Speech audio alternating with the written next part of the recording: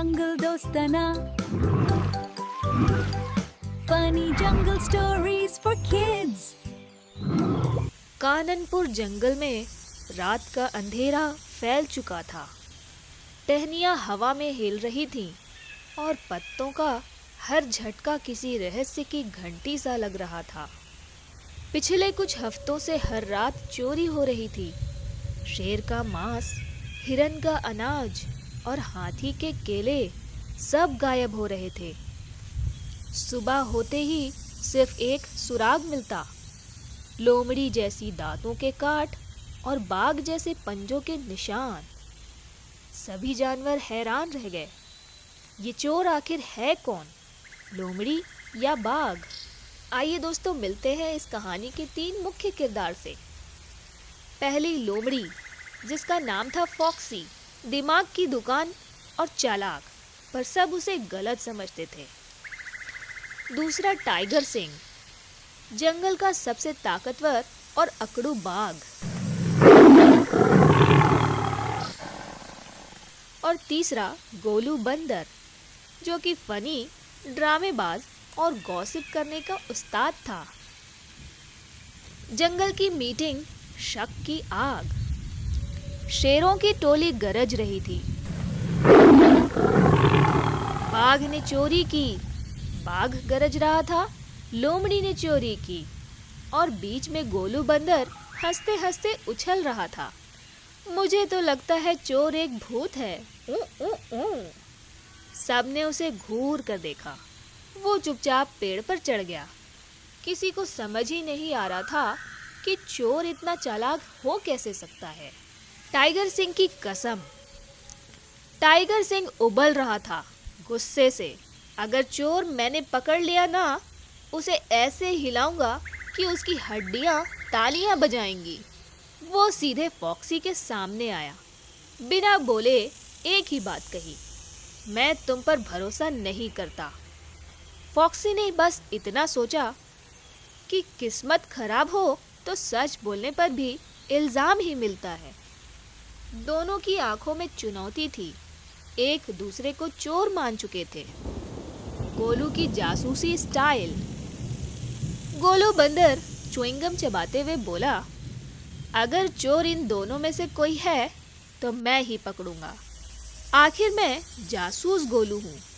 वो पेड़ों पर चढ़ चढ़कर सबकी नकल करता, मजेदार आवाजें निकालता, पूरे जंगल को हंसा देता। लेकिन उसे खुद को लगता कि मैं दिमाग से तेज हूँ, पर असल में उसका दिमाग कभी छुट्टी पर होता था। आधी रात, सस्पेंस की हलचल।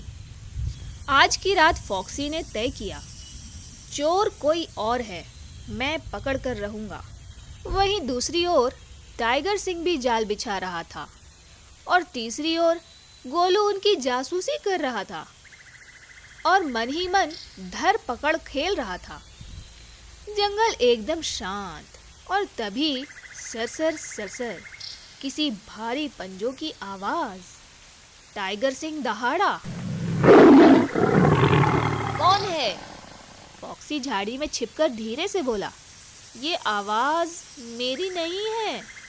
गोलू बंदर ने डर कर पेड़ की डाल पकड़ ली।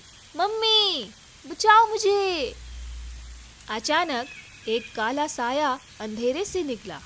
उसके दांत लोमड़ी जैसे और पंजे बाघ जैसे।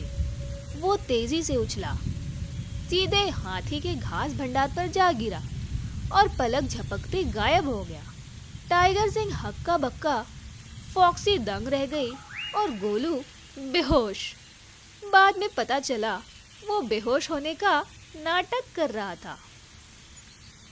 टाइगर वर्सेस फॉक्सी, मजबूर गठबंधन। अब दोनों को एक सच्चाई समझ आ चुकी थी। असली चोर दोनों जैसा दिखता है और बहुत चालाक है। टाइगर सिंह बोला, लगता है किसी ने जानबूझकर हमें दुश्मन बनाया है। फॉक्सी मुस्कुराई और बोली, अब खेल शुरू होगा। गोलू उठकर बोला, मैं भी टीम में हूँ और खाने पीने की जिम्मेदारी मेरी है। दोनों ने पूरा। वो फिर चुप हो गया। सस्पेंस बढ़ गया। फॉक्सी ने कहा, चोर जमकर प्लान करता है, हमें भी दिमाग से खेलना होगा, टाइगर सिंह ने मुस्कुरा कर कहा। और ताकत से भी, गोलू बोला, और ड्रामा से भी।